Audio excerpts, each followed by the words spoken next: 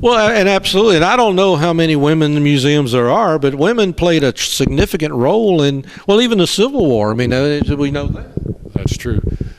Yeah, they were the fabric. They kept the country together when the men were away. So it's very important.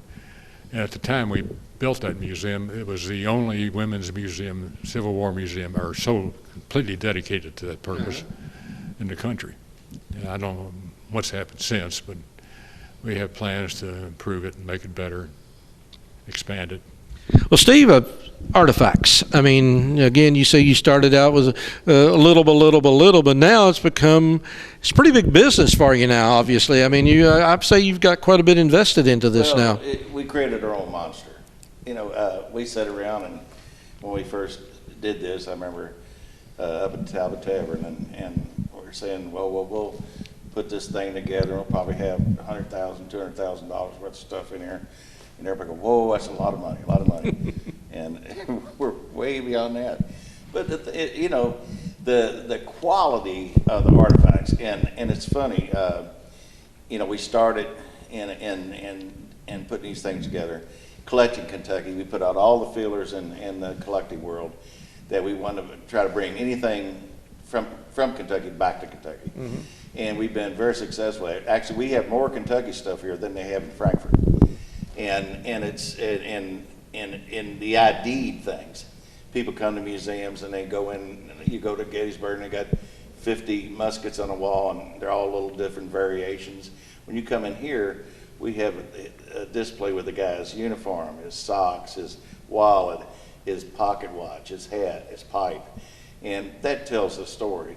And I think that's where this museum separates from the other museum, is when you come in, each display is a different story.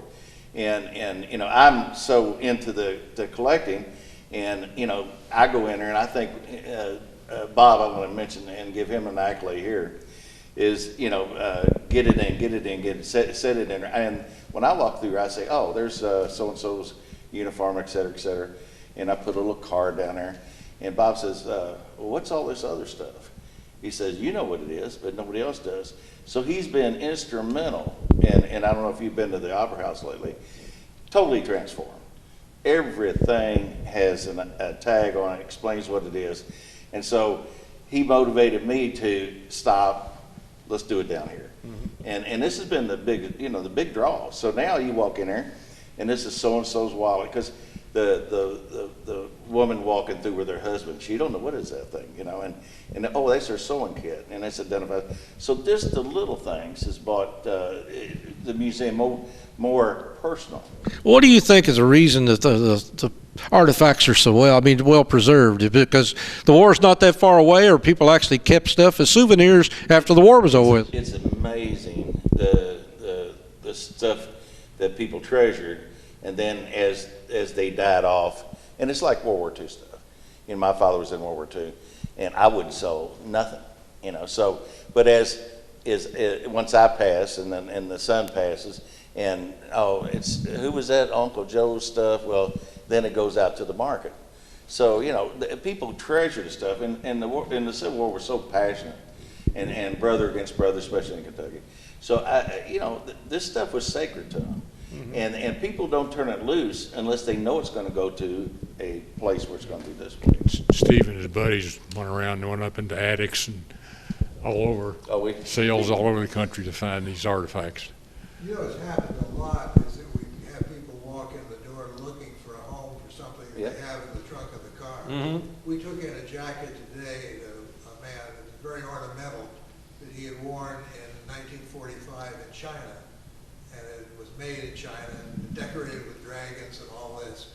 And his wife brought it in today, and she said it's been in a box for 79 years. Yeah. So we get a lot of walk-in things. It's a home for a lot of retired memorabilia, and you're pretty much open to what you can get. Yeah, families were dying out. There was nobody to leave it to, so they bring it to the museum. We're delighted to have it either as a gift or a loan. So, Doc, this is your passion you've got for this. I know your passion is in history in general, but the Civil War in particular. Do you feel like you've got you feel like you've been there? You feel like you got a personal relationship with some of these generals and people? Yeah, it grows on you, and you feel like you know them, and you know their weaknesses and their strengths, and which one drinks and which one smokes yeah. a particular weed or whatever. Yeah, oh yeah. Yeah, I could tell you a lot about the drinking process. Well, like I said, I'm sure there were some people come through here that could probably tell some pretty racy stories and things of that nature as well. Well, I don't know too many of the racy stories, but a lot of the other stories I do. Mm-hmm. Well, again, that happened. Well, I mean, again, when you get a bunch of soldiers here, and I know I was up to the county clerk's office here a little while back, and I saw they had the official ballot of how many Union soldiers were here that actually voted for Lincoln, I guess, in his re-election bid. I mean, so we actually had people here that voted, and there's actually pieces left of that kind of stuff. Yeah, it's amazing what they've retained. But Kentucky didn't vote for Lincoln, but they were kind of anti-Union. The second election.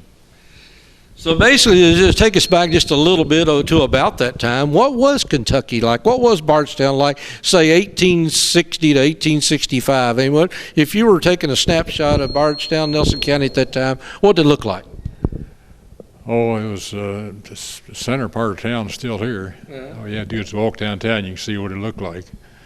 But we lost a couple of old buildings from downtown, but most of it's still there.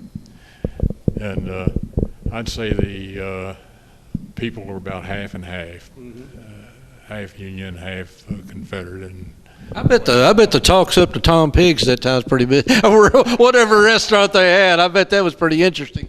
Well, the tavern was here then, so I'm sure there was a lot of talk there. And a lot of hard feeling, too, at the time. Imagine.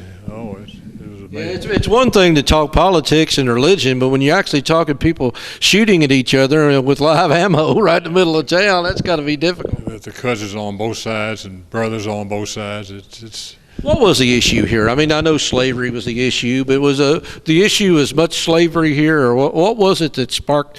Well, I know Kentucky was Union and until after the war, and then become Confederate. But what was the politics like? Oh, I think there was a lot of states' rights sentiment, as much as slavery. The people felt like we ought to not take orders from Washington, that is. And it ought to be governed locally, and that was part of it. Well, again, you said there's a lot of people involved. I know that you were the catalyst for this, but there was a lot of other people involved to get this place started, converted from an old swimming pool and an ice house to one of the landmark Civil War museums in the country. So I'm sure we've forgotten a lot of people that were involved. We don't want to forget Joe Masterson. Yeah, don't forget Joe Masterson. He was one of the initial board members. Yeah. And two people I'd like to mention are Hank and Rita Herman. Yeah.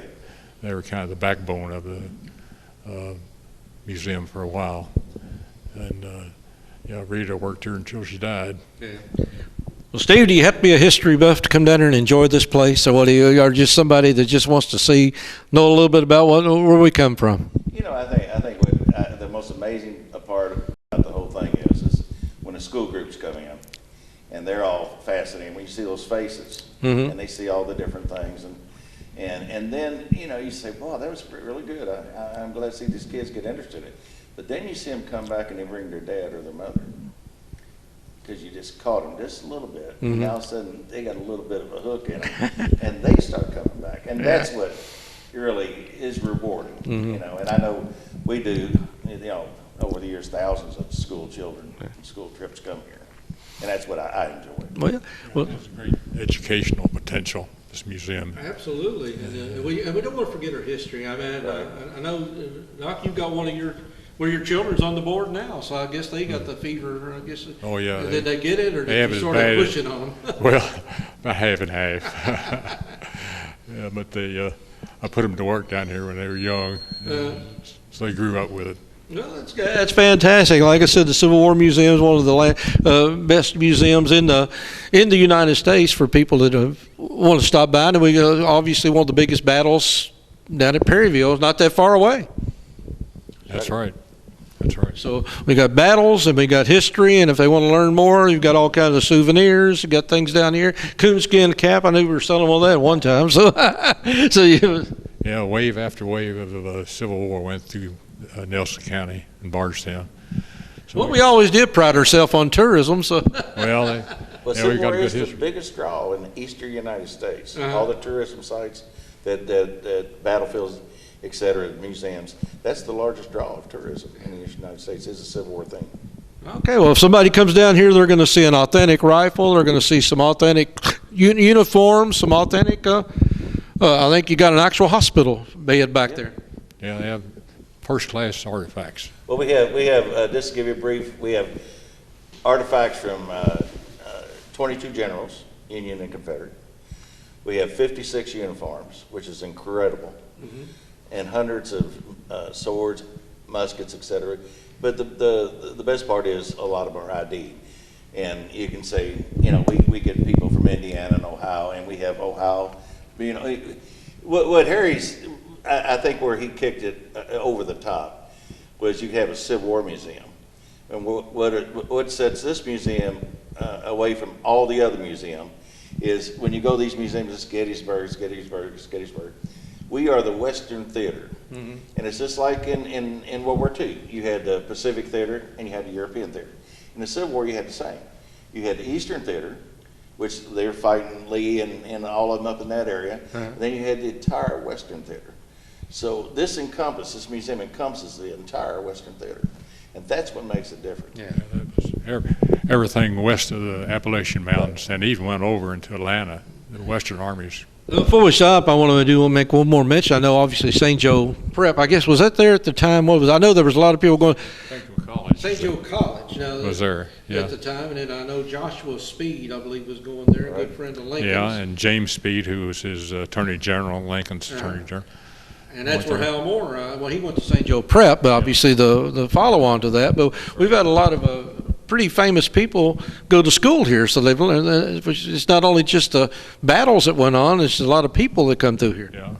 Yeah, every category, statesmen, soldiers, you name it. All the way from Henry Clay, I know they say stopped at the tavern quite often, and hey, I've heard Abraham Lincoln and Daniel Boone stop by for a time or two. So Bardstown, they say the second oldest city in the state of Kentucky. So some people dispute that claim, I suppose. Disputable, but we're pretty close. We're pretty close. And Bob, before we get out of here, I want to Bob Luella. Now you're the curator here now. What's going on as far as if somebody wanted to come down and view the museum? What's your hours? What's the dates you're open? Well, we're going to open up 3rd of March this year, 2017, and it will be open till after Thanksgiving. And we're open 7 days a week. We only close, let's see, at Easter. You got somebody here that can explain, like Bob said. As Steve said, you've got names on things, but you actually have people here that can tell people what they're looking at. Oh yes, the man that they'll meet at the front desk, Kenny Johnston, has a degree in history and a lot of experience. Did very good on the Civil War. Everybody's got a pretty good cup full. You wouldn't be here unless he's pretty passionate, would you? Oh, you get to love it. And the price is reasonable as far as somebody wants to come down and have a little group come through someday? Yeah, and we have big groups. A lot of school children come here, and we have a good library that we sell. We specialize in used Civil War books. And Kenny Johnson runs those down from all over and brings them into inventory. So if you're looking for an old book, a lot of good books on women in the Civil War here. Well, Bob, we've got the people here that were the catalyst to getting this going. You have any special questions that I haven't thought of that they need to pass on to posterity? No, I think it's a remarkable place. It's a remarkable museum. It's being well run. We got a lot of experts here. I think anybody that comes through this part of the country that misses it is missing a great opportunity. Absolutely. Well, like I said, we got Bob Luella here, runs the curator now, and one of the founders, well, probably the spark plug of making it happen, Dr. Harry Spalding and Steve Munson, who's provided a tremendous amount of artifacts for this place, and not only that, but a lot of passion. And I think you were working on the internet and websites and everything else, so you're not giving up quite yet. Well, you know, we get a chance every once in a while. We sneak on a TV show. We were on, matter of fact, we'll be on the Smithsonian Channel on Wednesday, and that'd be the second time we've been on there. And it comes into Bardstown, and the guy's driving into Bardstown, and it bourbon capital of the world. This is all on Smithsonian Channel, and they come in the fourth best museum in the United States, and the guy gives us great accolades, and that's on the Smithsonian Channel. And that's Wednesday, and we've been on Kentucky Collectibles. Yeah, he's been on KET a couple of times. Yeah, we do that, and so any chance we can get and push it forward. And then we also I do a YouTube site which is called Civil War Guru, and if anybody wants to send me an email and to find out what they got, and I can identify it for them, and that helps leads to bring it in here. Right. And of course, when we do that, there's over 100 videos there. We also mentioned the finest museum in the Western Theater. If you come in on a Monday to our museum after March 3rd, Dr. Harry usually is in there on Monday at the Upper Museum, at the Military Museum. You get a chance to talk to him.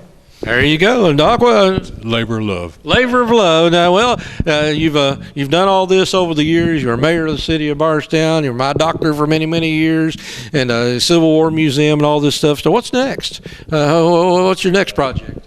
I haven't decided yet. Still working on it. Yeah, right. All right, well, Steve Munson, Dr. Harry Spalding, and Bob Llewellyn here with us with the Bardstown Civil War Museum, and hope you come down and visit it. Like I said, we got a treasure right here in the city of Bardstown for those who are living around the area. Come on in. If you're seeing us from somewhere else throughout the world, make a chance to stop and visit. I'm Kenny Fogle. Stick around. A lot more to come here on Community Focus Channel 6 TV.